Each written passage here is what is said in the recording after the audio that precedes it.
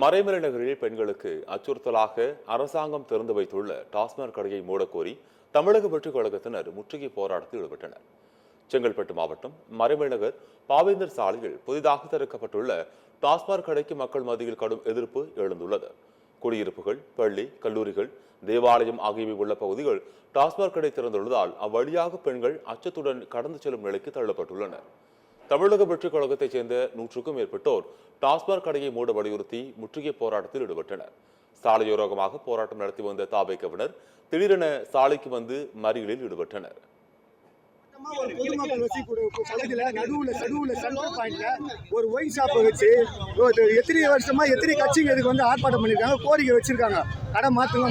நாங்க கடை வைக்க வேணாம்னு சொல்ல, நீங்க கடை வச்சாலும் வந்து எடுக்க போறது கிடையாது.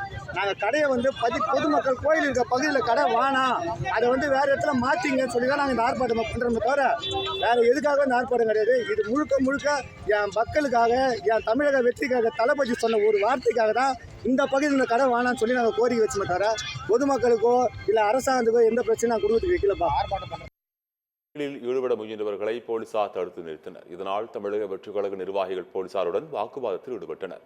அப்போது பாதுகாப்பு பணியில் இருந்த காவல் உதவி ஆணையர் போராட்டக்காரர்களை நோக்கி கையை நீட்டி ஒருமையில் பேசினார். இதனால் சிறிது நேரம் பரபரப்பு நிலவியது.